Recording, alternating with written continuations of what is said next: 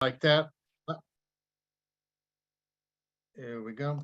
I wove those into the book so that there are some interesting areas and stories that are told.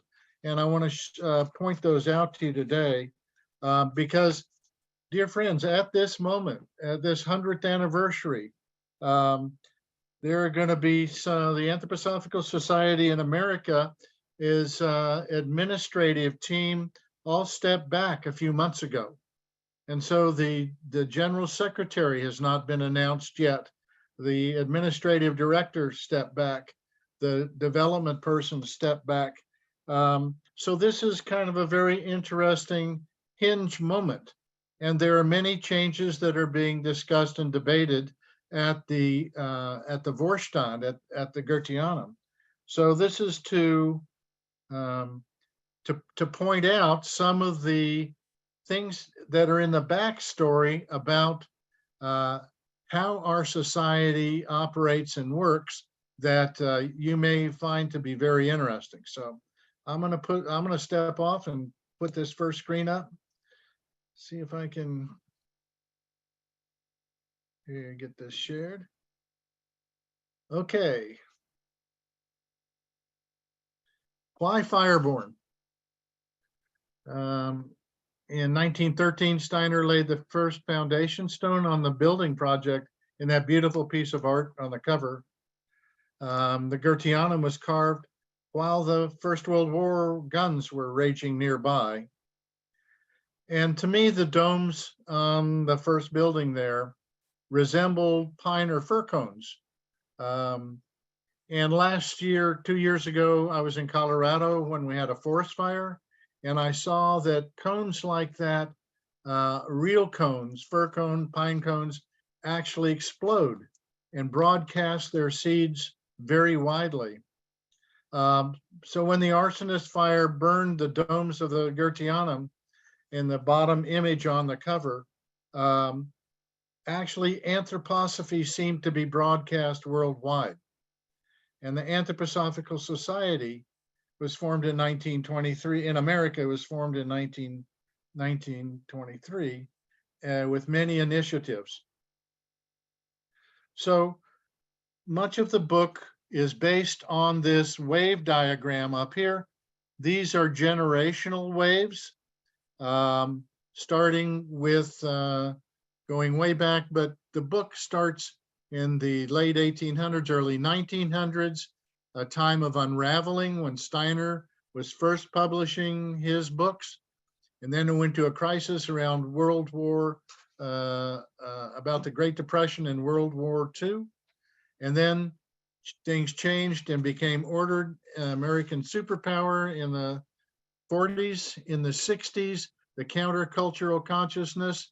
And then in the 80s, a time of unraveling and culture wars. And then our time here recently, which is called The Great Unraveling. So the book Fireborn links the history in small bits about Waldorf, biodynamics, RSF, social finance, the different branches and regions, development of the regions, Camp Hill, and other society activities are all woven together.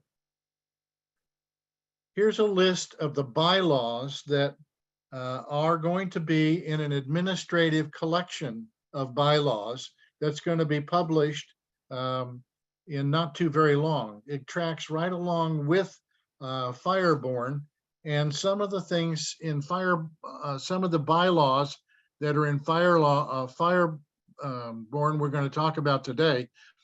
For example, the 1933 bylaws, and all of these bylaws are legally linked to this foundation statute of the General Anthroposophical Society.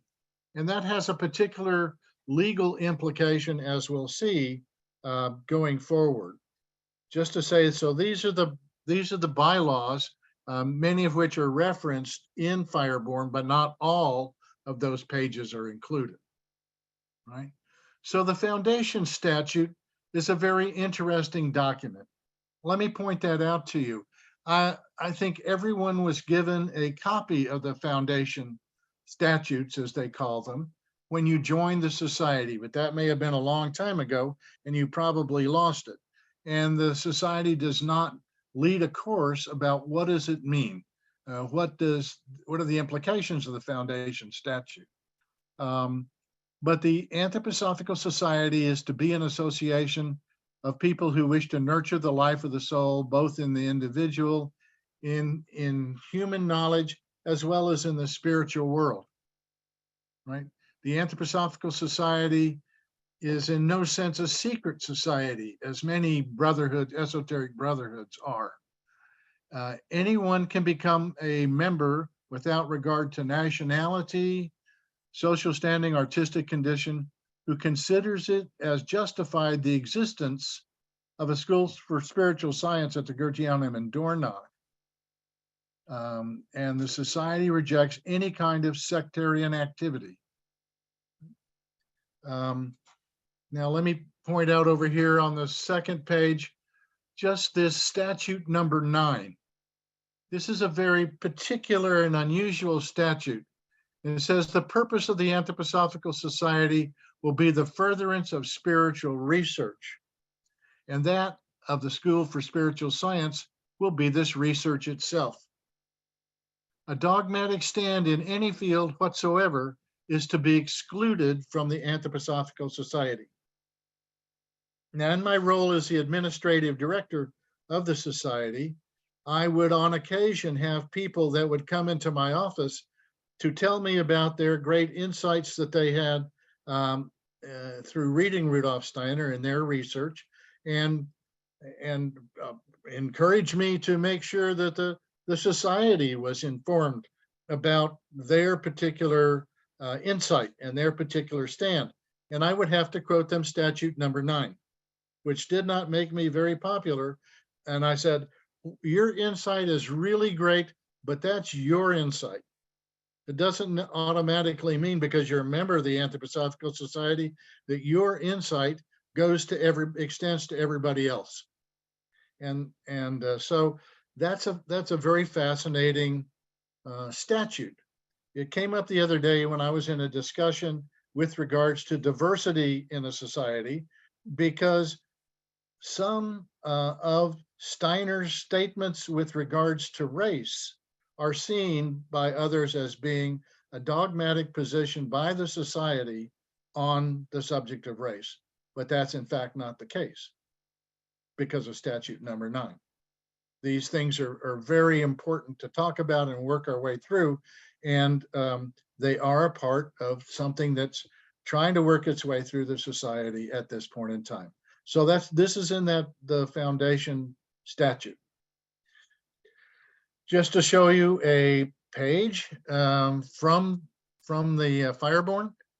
This is in the 1930s, 1933 page that shows that the biodynamic farmers adopted a peaceful and passive resistance to the Nazis. There's Hitler with a bunch of youth by the farms on the Demeter brochure. And the Anthroposophical Society in America legally incorporated in New York State as a membership organization in 1933. And we'll go into that in detail here because the bylaws are included in Fireborn here.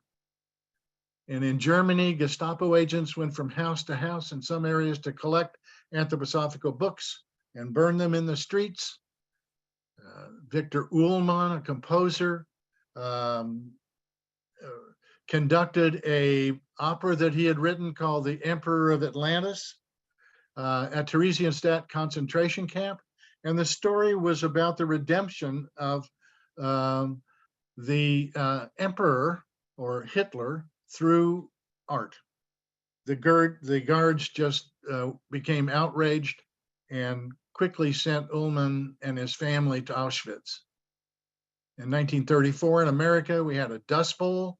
And also in Fireborn is a collection of documents that I got from the Goetheanum about what it was like in Germany, in Switzerland, what it was like at the Anthroposophical Society during the 1930s. when the Anthroposophical Society not only was banned, it was dissolved. And the reason that the Nazis and Hitler banned the Anthroposophical Society is because the thinking, the way in which you think, as a result of anthroposophical training, was, they felt, dangerous to the National Socialistic State. Right?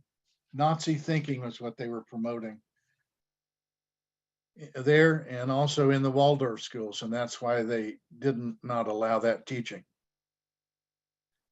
Now, 1933, bylaws of the New York State nonprofit corporation, a membership organization. The society was in 1933 when first incorporated. Now, section number 2, adherence to the General Anthroposophical Society.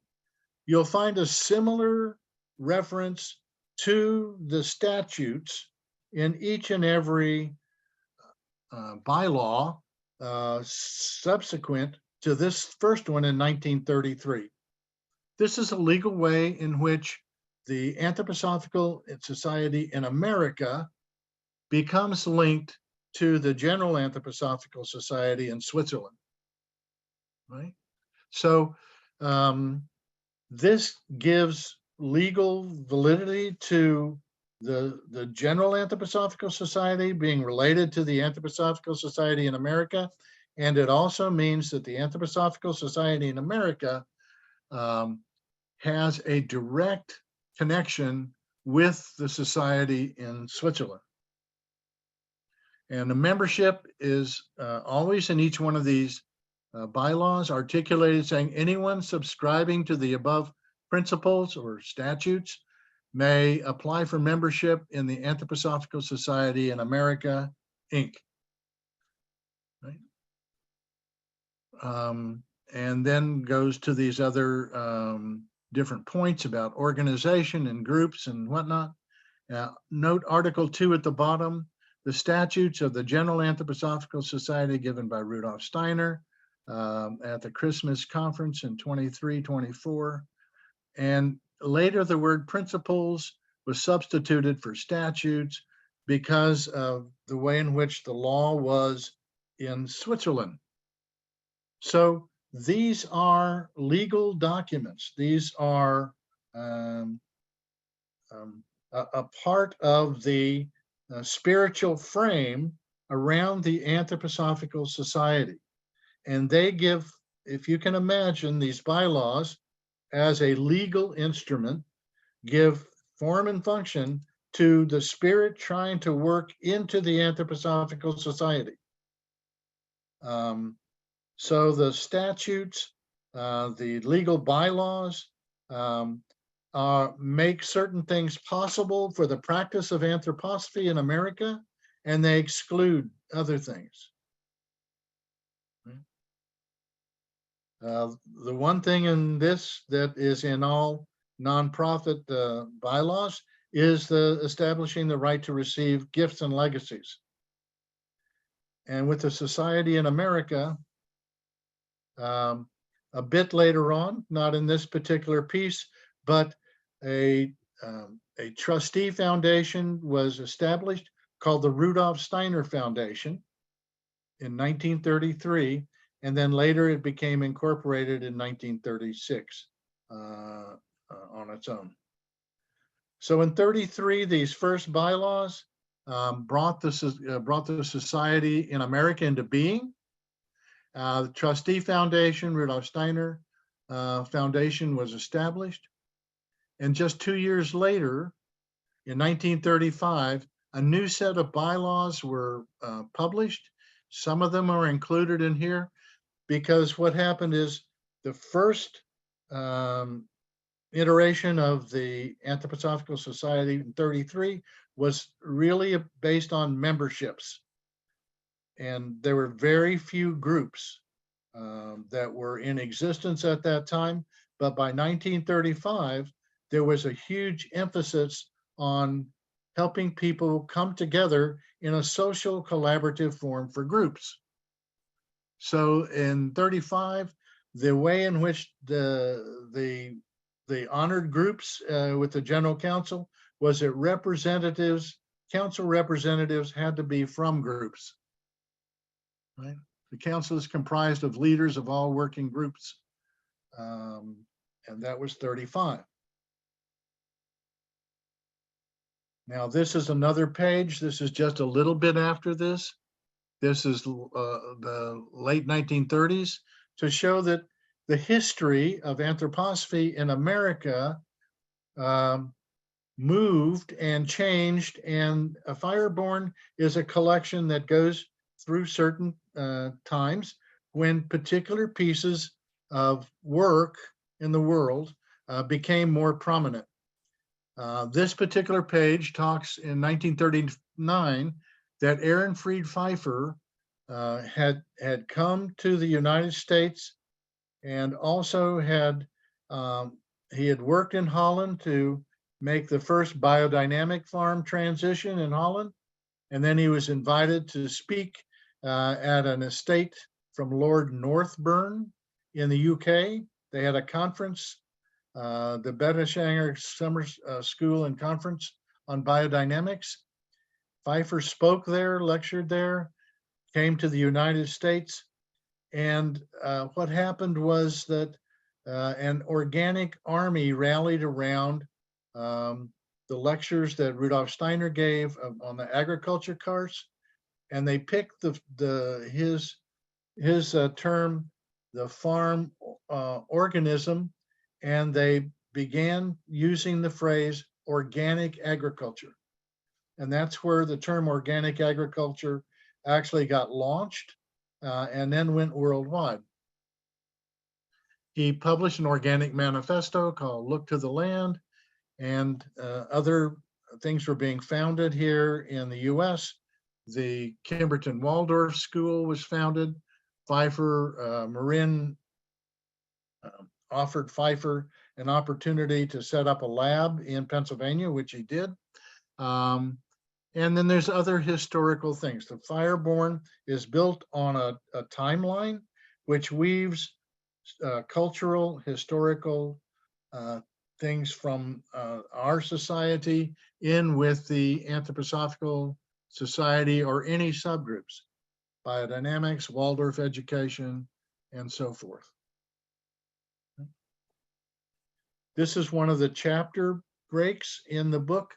This is the period of 1946 to 1964, American superpower. These subheads, these generational descriptions come from the book called The Fourth Turning by William Strauss and Neil Howe.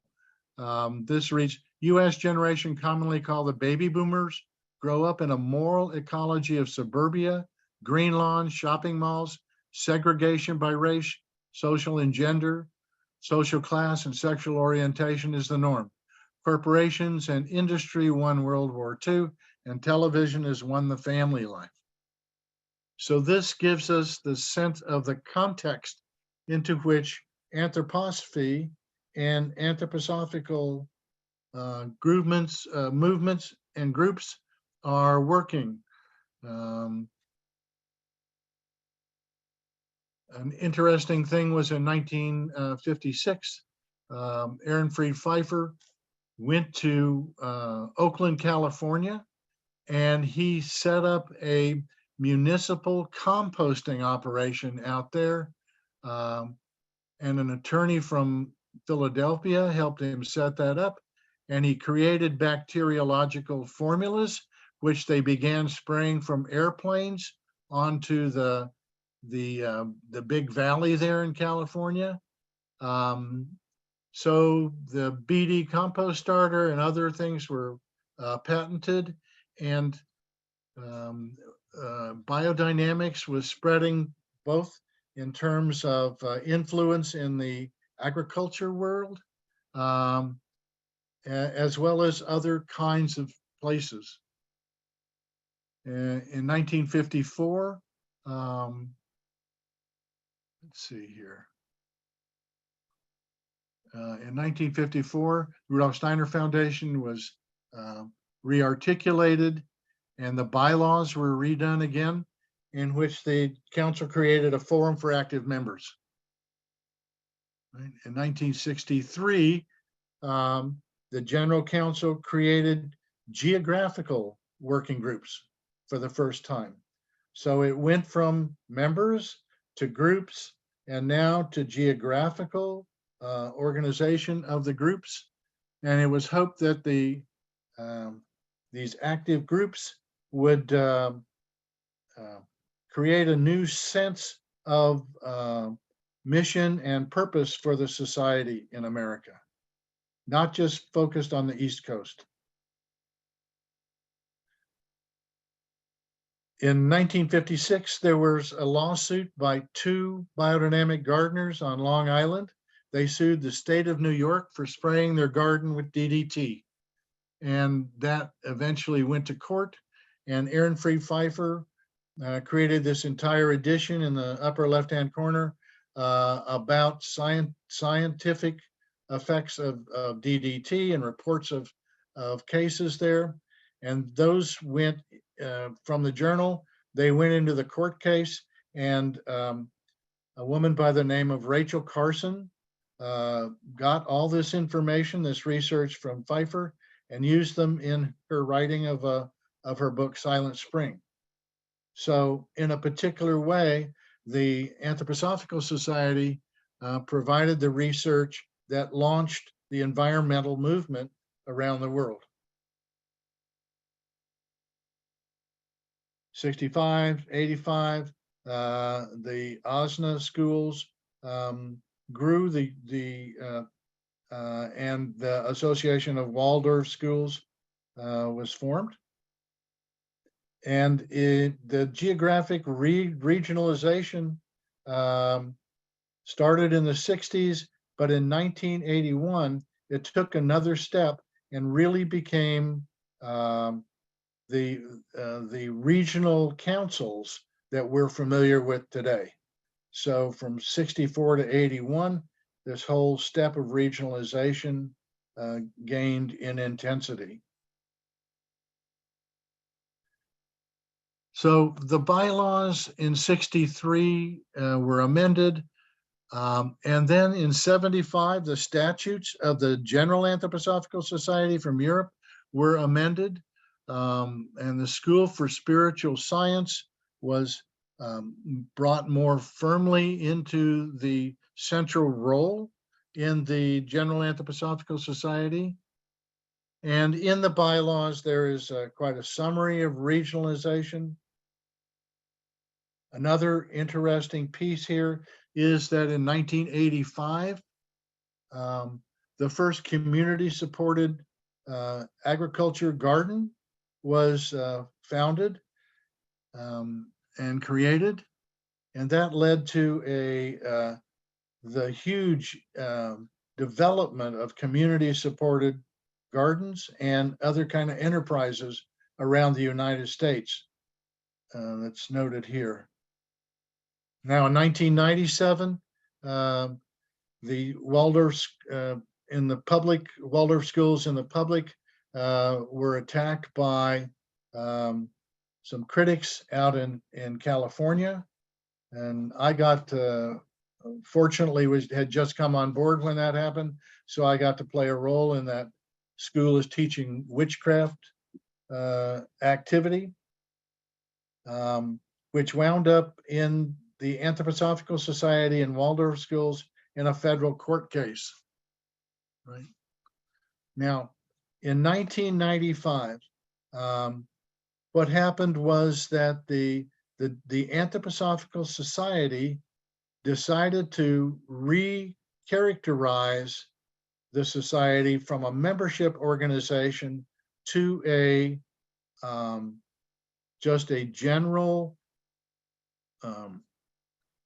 nonprofit organization, nonprofit corporation, which meant that up until that time, whenever a major change needed to happen in the Anthroposophical Society in America, we had to either have 40% active voting or to have written ballots that would come in to represent a vote in order to make a significant change. After this recharacterization of the society, that was no longer necessary. The only thing that was needed to make a change by the General Council was for the council to say so. There was no membership vote required. Right. That's a major change. Also in Fireborn is this history of the Council of Anthroposophical Organizations. And I'll show that, a little bit of that here. This is from 1996, where the Council of Anthroposophical Organizations was formed. And basically this is to say that all of the daughter movement groups, Waldorf, Biodynamics, the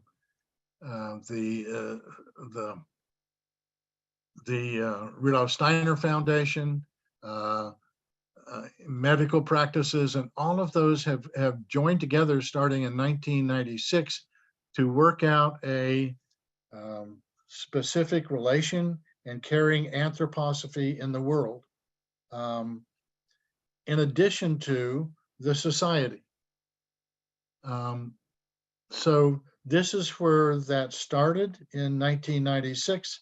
And now the Council of Anthroposophical Organizations is a major player in anthroposophy of all sorts outside of the society. They are the ones that are carrying that work into the world. And one of the things that has resulted in so much anthroposophy being carried in the world is that it has really changed our culture in America. And so this publication was printed in 2005, An Emerging Culture, and there were 200,000 copies were distributed. And this is right before the creating of the cultural creatives happened in our country. Now, these are the last couple of pages before the end of my little presentation here, is to show that, in fact, we're at a moment of significant change for the society, in that the leadership stepped back. John Bloom stepped away because his position aged out. Catherine Thievierge, the administrative director, stepped back. Deb Abrams-Demade, the development director, stepped back. And John Beck, the communications director, resigned. So that was in September. And there was a major change, a reorganization about how the nominating committee would function at this particular point in time.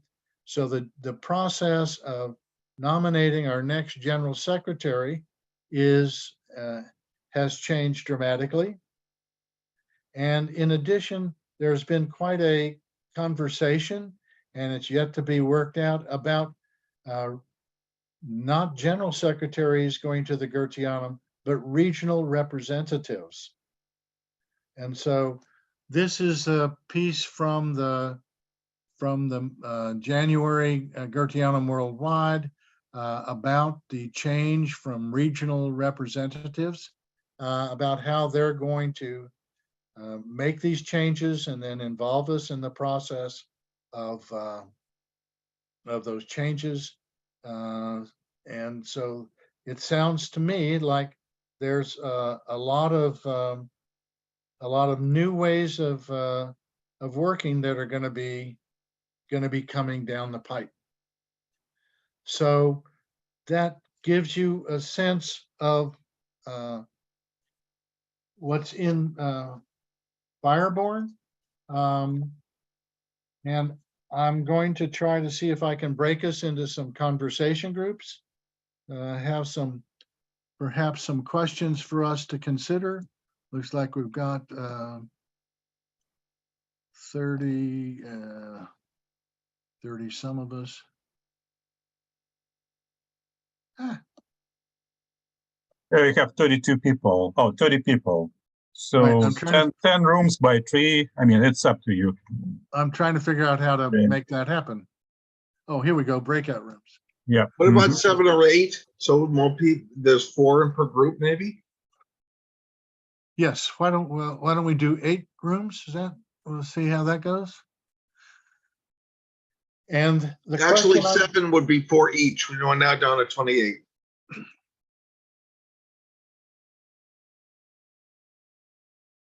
Okay, 7. It's 27 now. So the question that I have is, if you could, and you could take notes and bring them back or put them into the chat, and that has to do with, I'm going to read this little piece from Renewal of the Social Organism by Rudolf Steiner. We're at a very interesting time. And he says, it is not goodwill that is needed in order to transform the social order. What is needed is courage to oppose the lack of faith in the spirit's power. A truly spiritual view can inspire courage, for such a spiritual view feels able to bring forth ideas that serve not only the inner needs of the soul, but also the needs of our practical life. The will to enter into the depths of the spirit can become a will so strong as to suffuse every deed that one performs. That's from Renewal of the Social Organism. So the question that I have is that each of you has been a long-term participant in the society. And if you could share with us, share with one another, what spiritual insight that you've gained through anthroposophy has inspired you. And along with that, you could add, what strong and healing work have you taken into the world? Okay. What spiritual insight has inspired you, and what strong and healing work have you taken into the world? And we'll go for a few minutes, maybe 5 minutes or so, and then I'll bring you back and we can share. Maybe 10, maybe 15. 10, 15? Yeah, maybe. 5 seems really short to me, but Okay, it's not my decision. It's not my decision. No, but it's a good recommendation. What do you say, Andre? Well, 5-7 minutes. I mean, let's take a middle. 5-7 minutes. There you go. Here we go. 7 breakout rooms.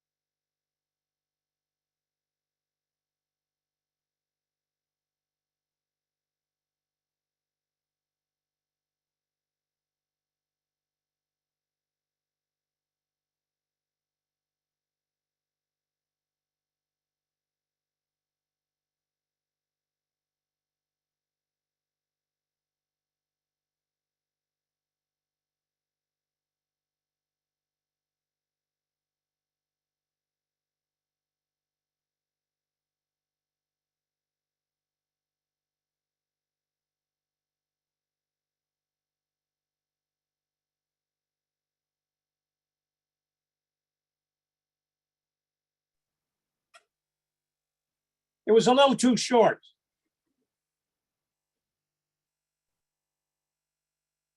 Sorry.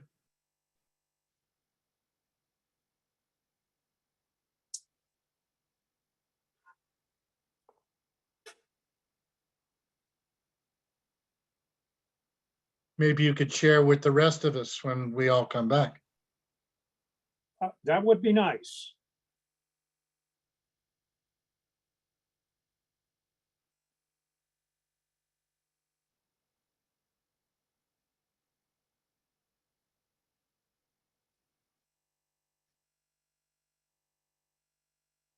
Right.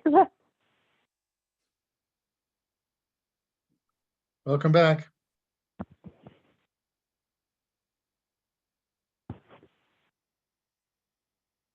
Jean? Yes, Hey, Margaret. Can I just say a few words to the group about the situation with the general secretary and the nominating committee and stuff? Since I'm on that and on the council, I'm glad to speak to that just quickly. okay. If there's any confusion for people about that. Well, there probably could be, because I mean, the communication around all of that is, I haven't received it, if there is any. So this is Margaret, can we just put your you as number one in our answer and question and answer section? So, and now we will let Jean just finish Okay, yeah. topic with breakout rooms. Yeah, but thank you so much for initiative. Yeah. I'm glad to speak about that. okay. And also I need to apologize for those of you for whom there was not enough time to be able to speak with your colleagues in the breakout rooms. And I would invite you now to share what you have to share with us. And for those of you who wish to contribute beyond your breakout rooms, please. How was it? How is spiritual insight and being inspired by anthroposophy for you?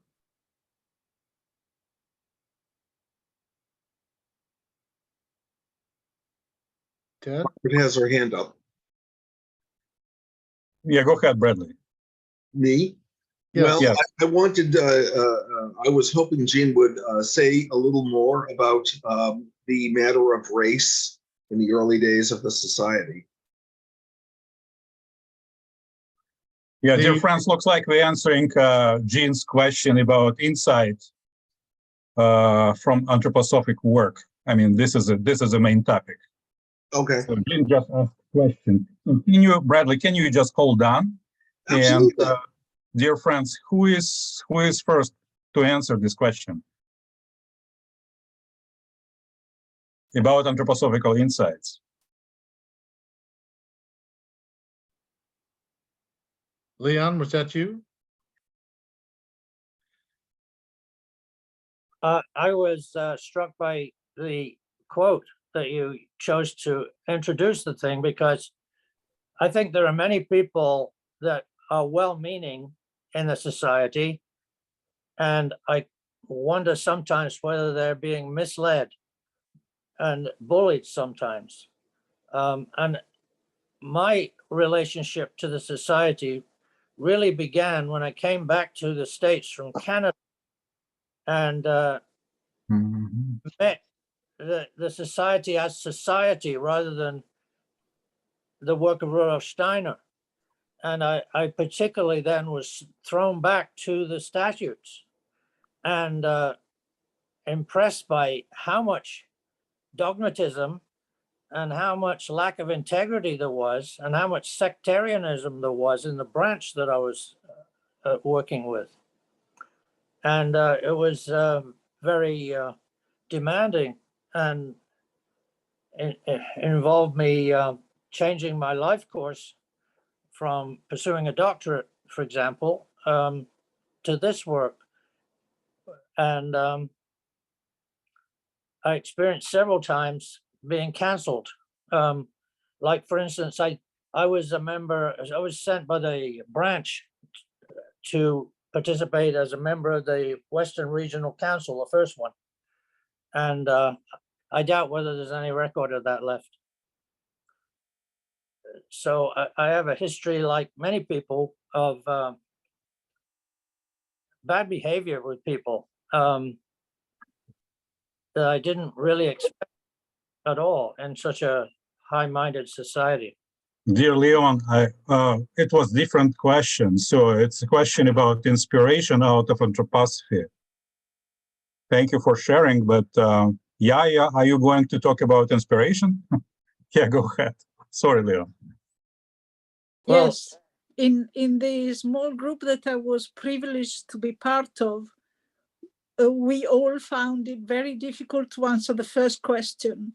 And we seem to agree that there wasn't one specific episode or moment or insight that inspired us.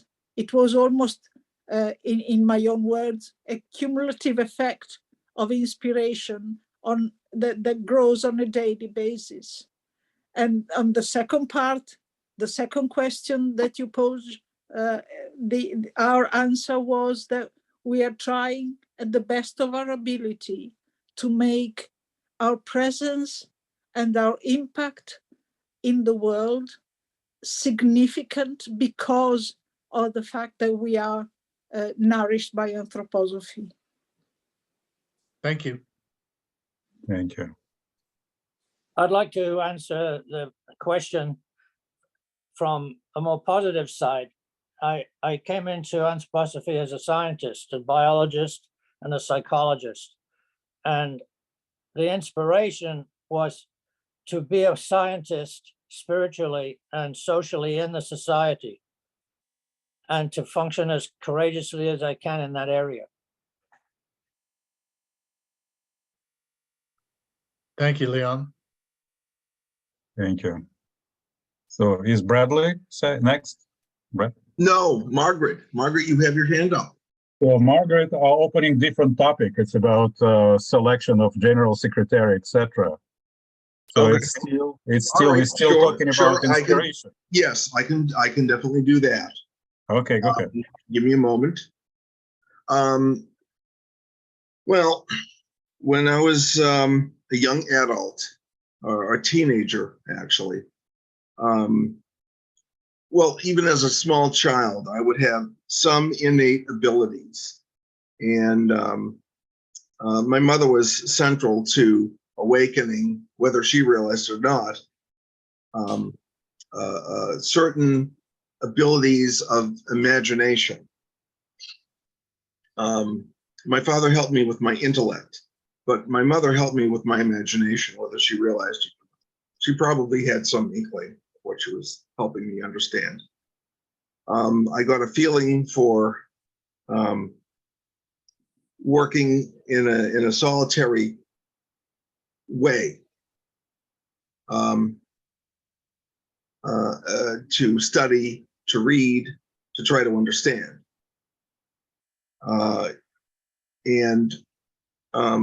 When I was older, I had, at my lunar node return time, which happened to be Good Friday of 1982, I was sort of, I had a feeling that I should take a nap in the middle of the day in the afternoon, and I did. And it was about a year or two after I had first read and seen the drawings of Asia Turgenev in the book Eurythmy as Visible Speech, which were Dr. Steiner's lectures, I think from 1924. And I felt, for some reason, I still can't explain, that it was something exactly for me, but I felt no connection at all to it. It just seemed somehow intriguing. And I really can't explain it because I didn't have a connection at all to moods of the zodiac. It meant nothing to me. I just set it down and said, well, leave it alone.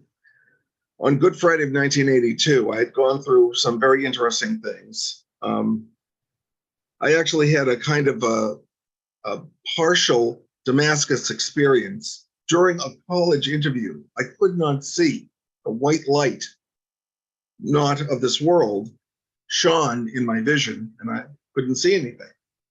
And the interviewer said, "Are you all right?" I said, No, I'm fine. I felt good, but I couldn't see him. I just tried to point my head where he was last time I saw him sitting. And the light faded, first around his eyes, and then I could see. But on Good Friday, that was when I was 16. But when I was 18, 7 months and about 9 days old, I had a daytime nap, and by that time I had studied Zen Buddhism by Philip Kapleau, and I was trying to understand things relating to human activity, and what is the meaning of human activity? What is the value? And is anything that we do important at all in any way? Very existential questions I had.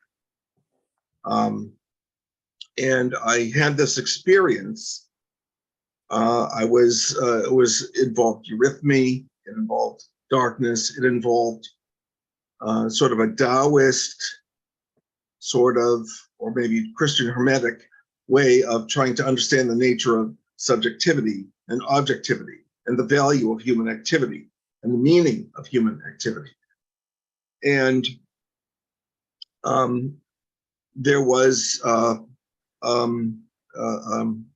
bright light around this personage I saw with a beard, smiling at me, and brown hair.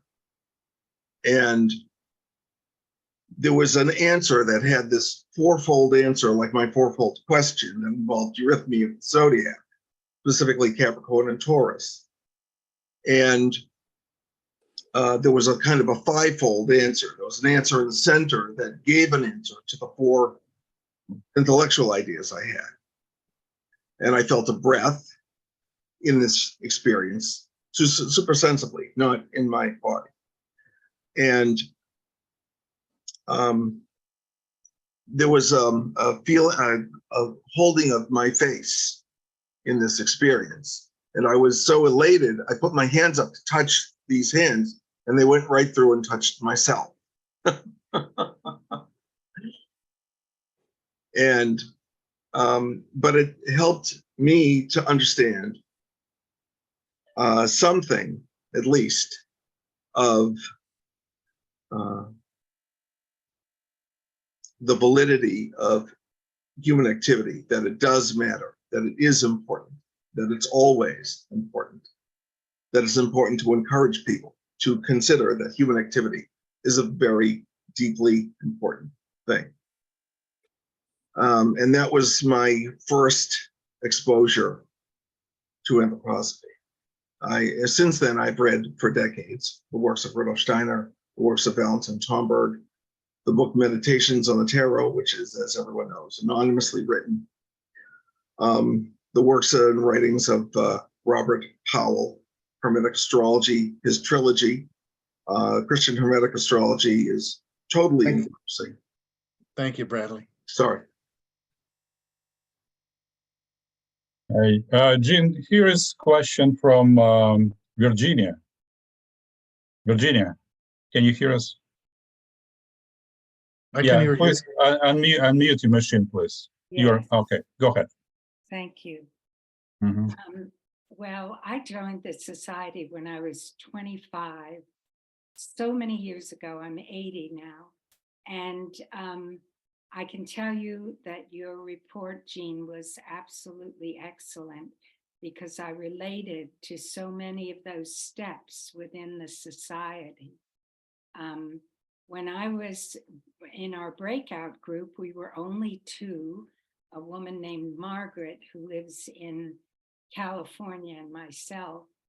And we both feel that the world is changing so rapidly, and relationships are being challenged on every level. that the best we can do as members of the society, and many, many do this, is to represent it through who we are, through our inner work, in our way of relating to everybody. As for the organizational side of the society, that's very hard for me to comment on. I'm eager to hear some of the ideas that are coming. So that was the work. And both of us, you know, I've been in Waldorf education all my life, and Margaret was in the tech business. She's retired. And so we both now, and I am too virtually, although I still work some, but virtually we're trying our best to bring anthroposophy in the world. Thank you, Virginia.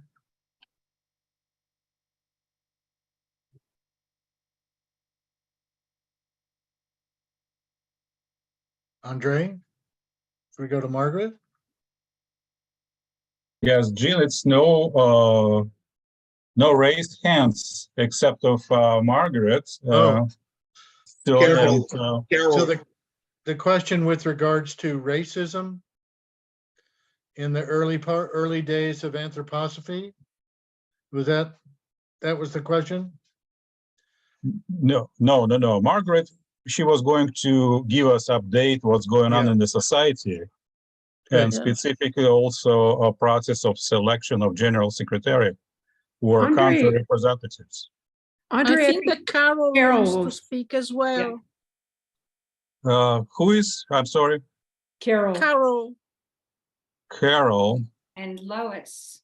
Okay, all right. So, okay. Let's start with who was first? Lois. Okay, go ahead first. Sorry, Margaret. So we will come to you a little later. Yeah, sorry about it. Yeah, go ahead, Lois. Inspirations from anthroposophy. I think there are two things that are playing into my life on a daily basis. And one is Steiner's spirit, the sense for truth. The sense for truth. And I think I've been navigating through what we're being told on all sides because of this sense for truth. And sort of this idea, so my first, I guess, promise to myself was to always tell the truth. And I think that allows you to hear when you're not hearing the truth. And then through the work with anthroposophy, and the 12 senses are so important. Sense of the other. And now with all this transgender business, you walk down the street and that gets sort of scrambled. I'm in a sophisticated city. So, but the sense for truth, I think, has helped me so much to navigate these last few years and make my decisions.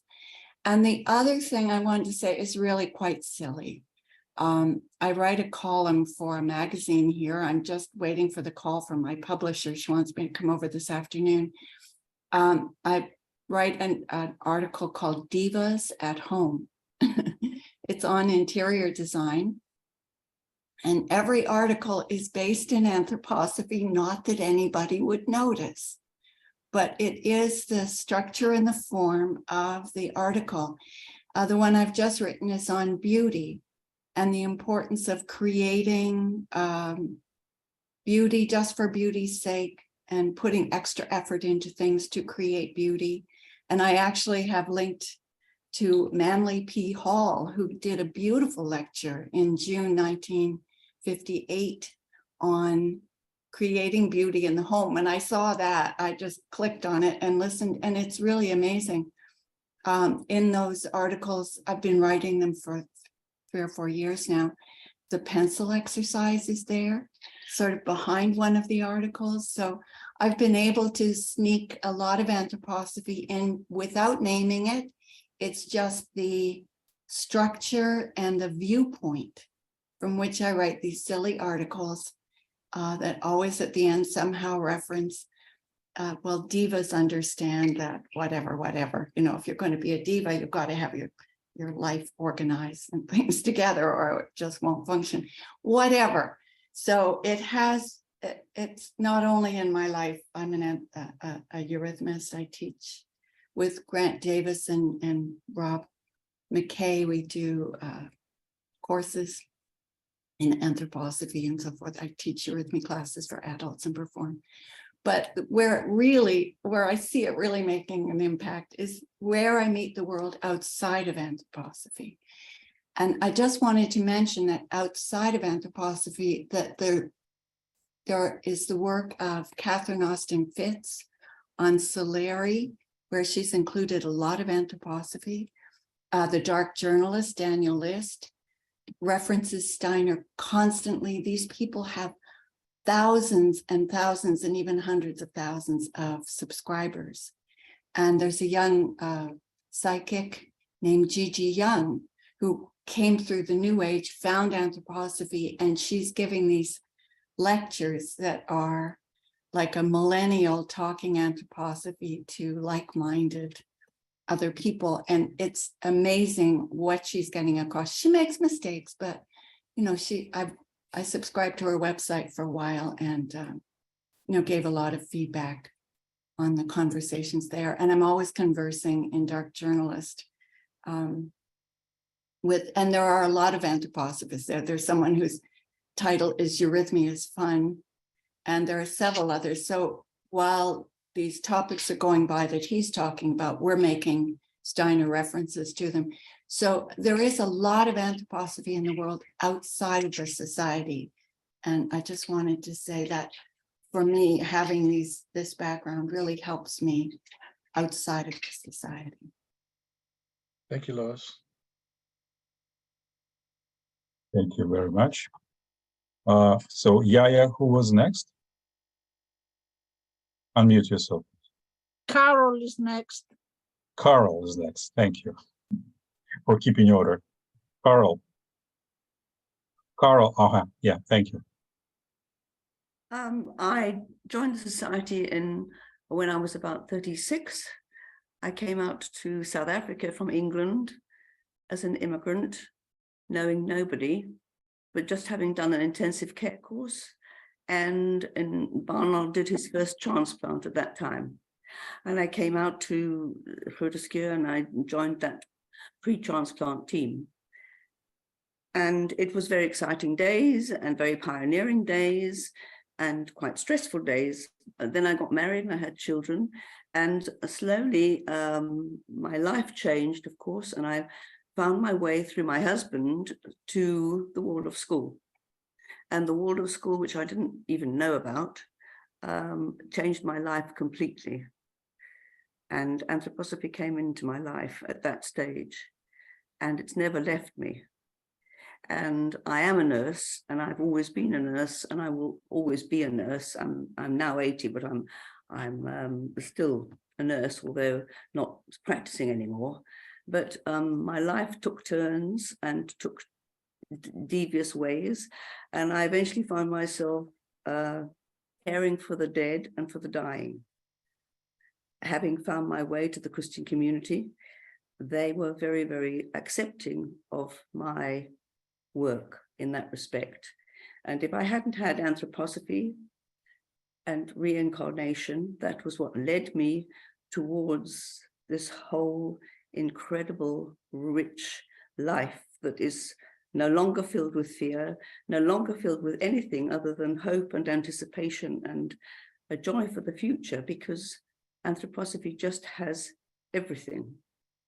And it's just guided me, and I've been very richly endowed with experiences and privileges, having been near people who have been dying and have died.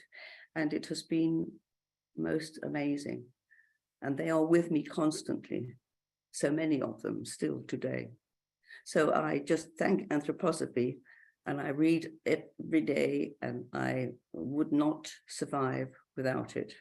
And I think I might have said, have I said everything about what strong healing work? Oh, yes, that was that was what led me through anthroposophy to be able to do the work I do. So I just wanted to say that anthroposophy has just changed my entire life and made it very, very meaningful. Thank you. Thank you. Thank you very much. Jean, I think that's it. And so no more raised hands. So what's next? Margaret's going to give us a report. Okay, now Margaret Renion, New Orleans. Yeah, please unmute yourself, Margaret. Unmute your machine.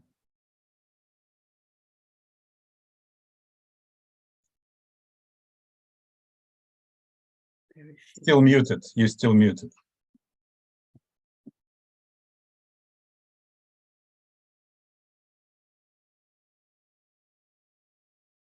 Can't hear you, Margaret.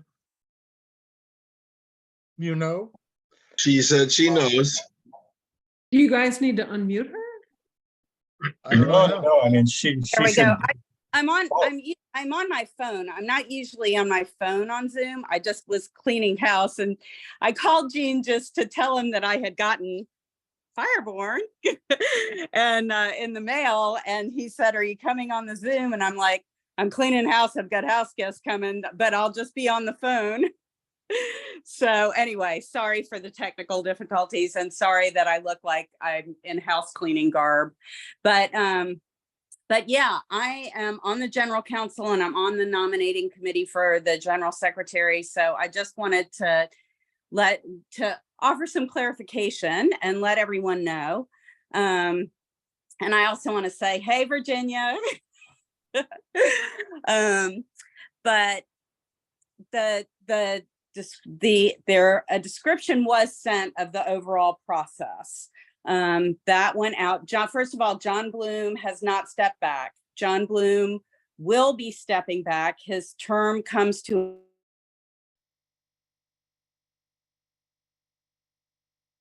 Margaret, you muted. Can you just unmute yourself again, please? That's so weird. Sorry, Yeah. not sure that happened. Okay, so did you hear me say John Bloom he has not stepped back. His term ends at the AGM in October, and the whole nominating process has been, the arc of it has been geared towards introducing the next general secretary at that meeting, or, installing them. They may be announced before then.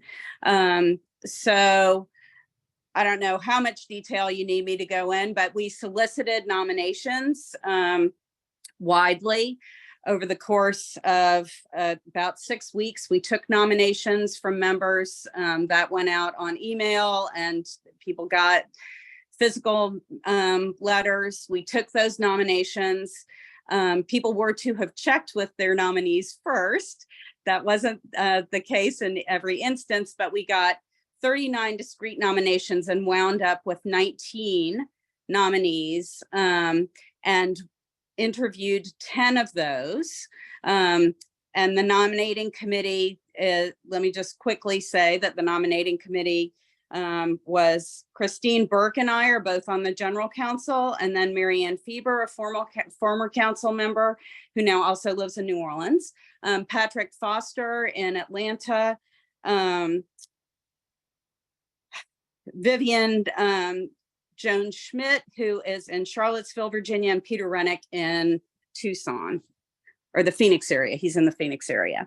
So, so the 6 of us interviewed these candidates, and then of those narrowed the field down to 3. So there are 3 candidates who will meet with the general council in Ann Arbor in July, and the decision will be made by the whole council for who the next general secretary is going to be. And I'm not sure how the actual, announcement of that will happen, but they'll officially step in then. There'll be a transition period with John, but they'll officially step in October. So that is how that's going. And like I say, John is still in place. So we actually used the template of the nominating process from last time. So there's not a whole lot of tweaking that happened. We're a little bit ahead timeline wise vis-a-vis the AGM. So that felt good to us.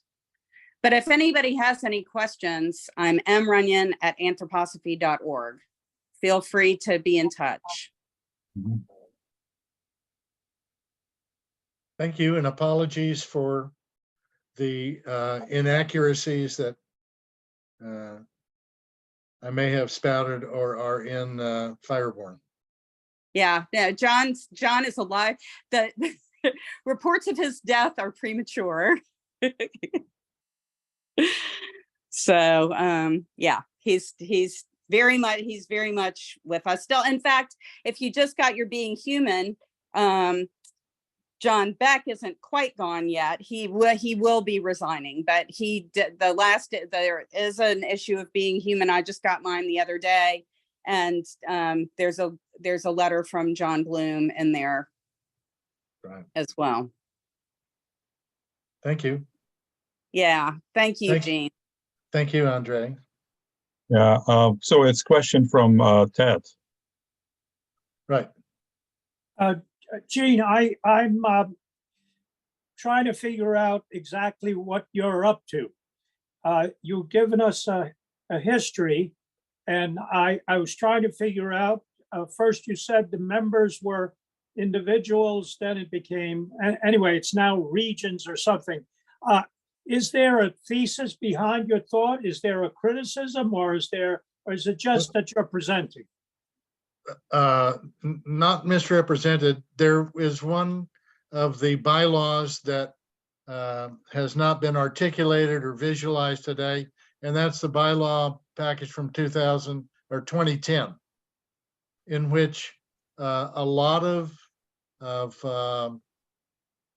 the way in which the society operates has been significantly changed, and they've even changed calling the society by general counsel and called everybody directors. So there's a lot of stuff out there, Ted, that deserves a longer conversation, but I would just suggest you look at the 2010 bylaws, because those are the ones that are operational now.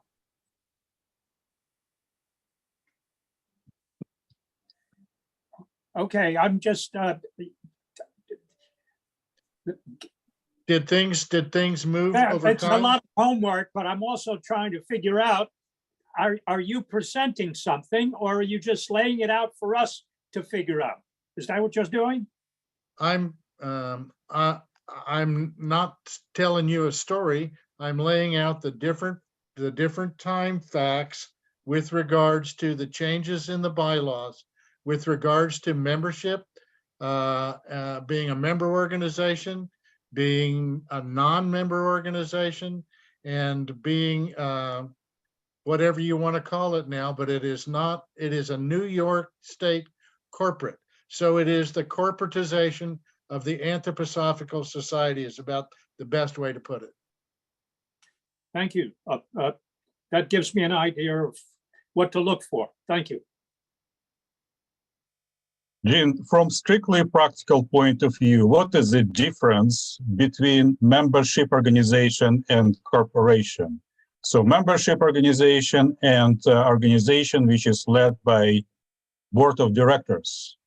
What's the difference practically? A membership organization has a requirement of certain ways in which decisions are made must involve the membership. A business corporation, nonprofit business corporation, usually requires at the most 3 members of the board to make any major decision. There are no members in a corporate nonprofit. You can call members, you can designate people members, but do they have any responsibility or authority? No.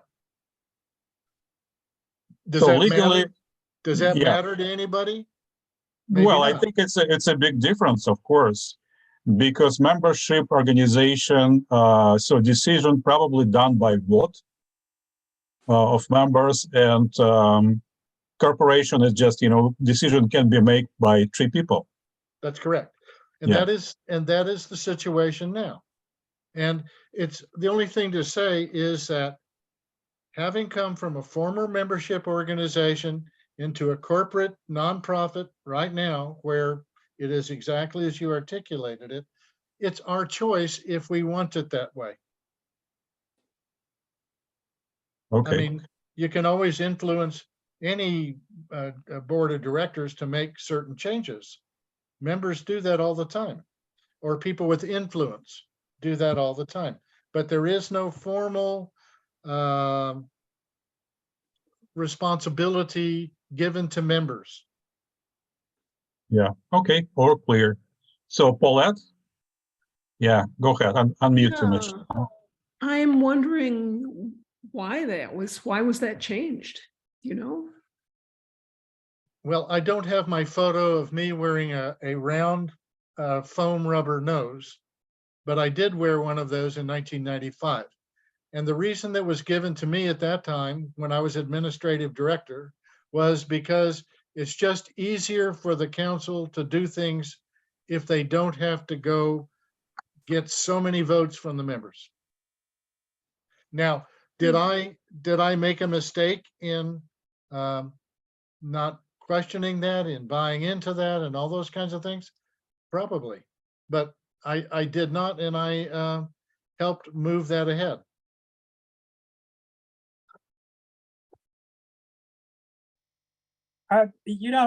There's one thing that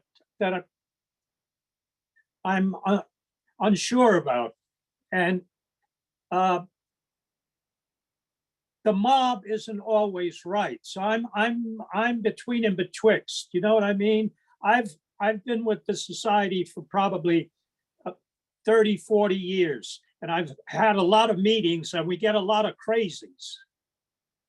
So I do appreciate when we have somebody that has some brains that makes some decisions. So I am concerned that I want this to be democratic, but I also don't want to have mob rule if that's the way I can make it clear. Right. So let me try to say this in a different way. The Council of Anthroposophical Organizations, when it was formed back in 1996, each one of these organizations was like a silo. There was a Waldorf silo, there was a Biodynamics silo, there was a Eurythmy silo, there was this silo, that silo, and whatnot. So they created this Council of Anthroposophical Organizations.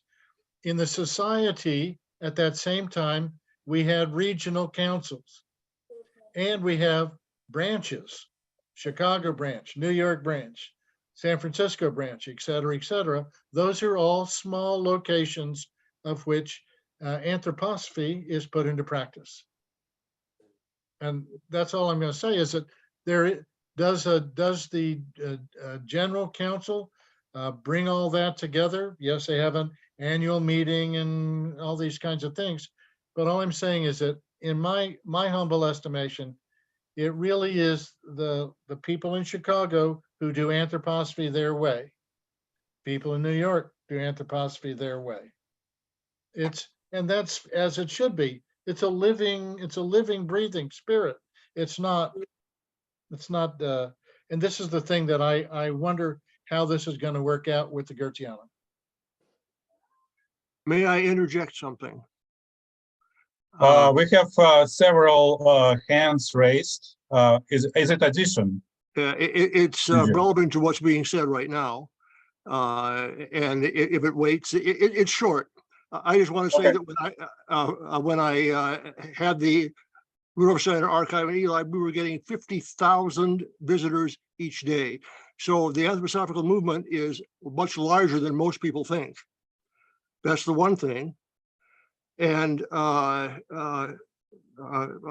we'll let it go at that. Bring on the other people. I just want everyone to know that it's larger than you may think. Okay, thank you. Okay, Bradley. Okay. Yeah. Can you be just a little shorter? Yes, I'm sorry. Sorry. It was tricky to say something that happened in the space of a few seconds. Right. but was very dense. There's something I found fairly recently. It was notes by Albert Steffen from December 23, 1923. And it was written down, it said, for personal and confidential Are you use. folks familiar with Anthroposophy or Steiner? Say it again. He started Waldorf education. Right. There's a Steiner He school. was the president of the society after. And he started biodynamic farming, which is stricter than organic.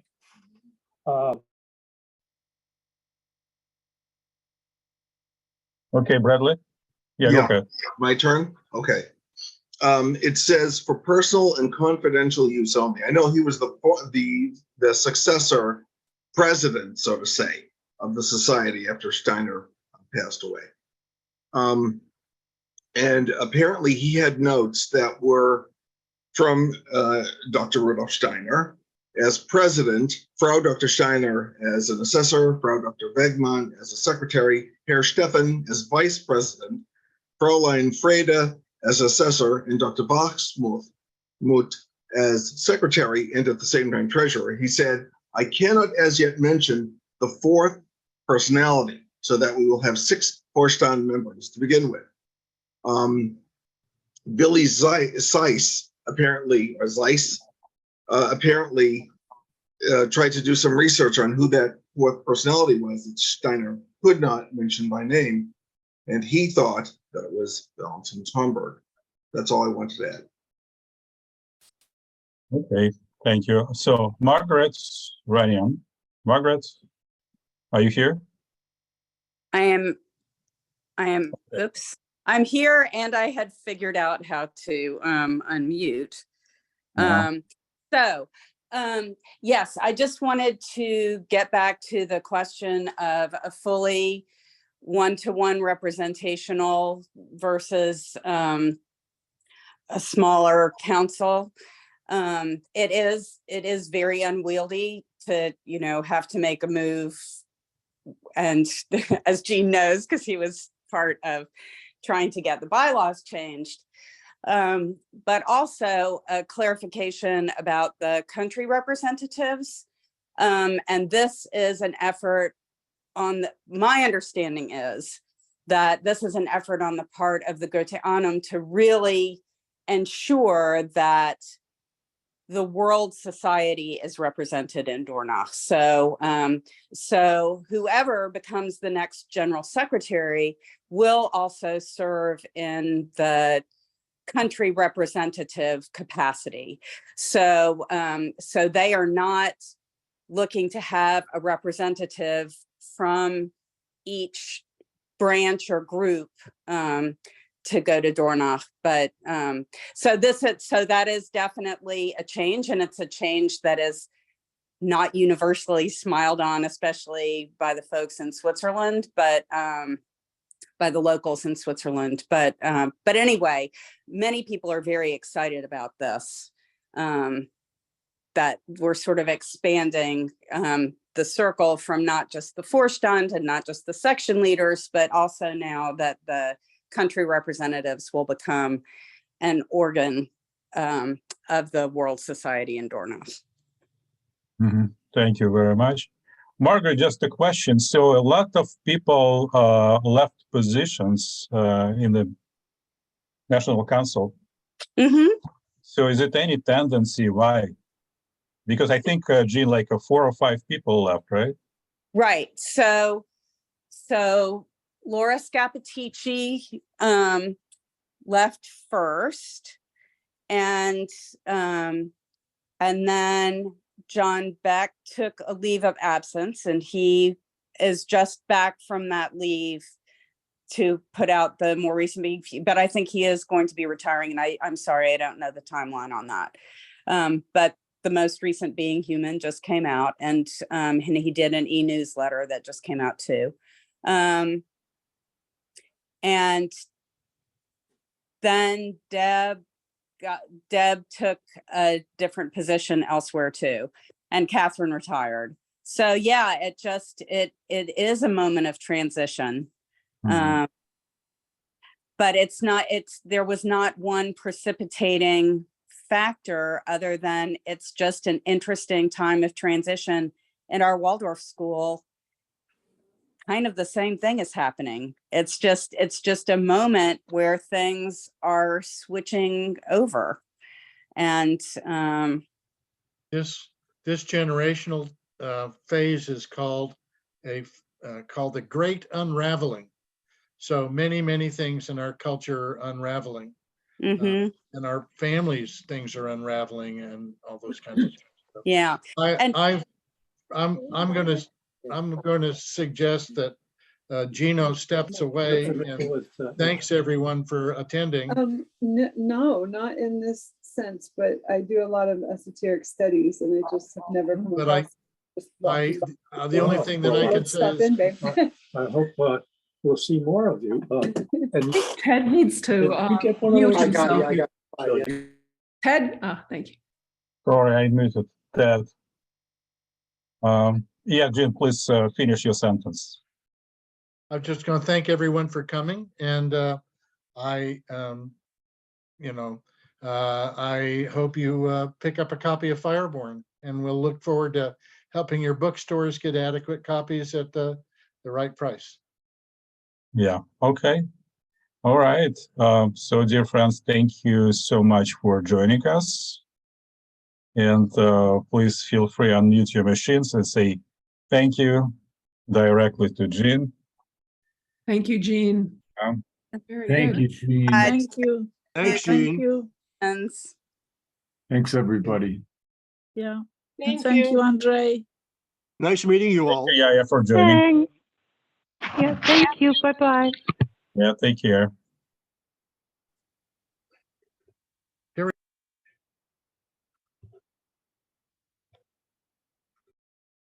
Is that you, Mr. Fred Paddock? Is it question to whom? The e-librarian. Oh. What did you ask me? Is that Fred Paddock, Mr. Fred Paddock? No, it's Mr. Jim Stewart. Oh, I beg your pardon. You look similar. Really? A little. I didn't think so. Sorry. I thought you maybe were. He was a friend. Well, he passed away. Yes, I several thought years he ago. did. That's why I was so surprised. Well, okay. All right. Bye. Sorry. Okay, dear friends. Yeah, take care. You too.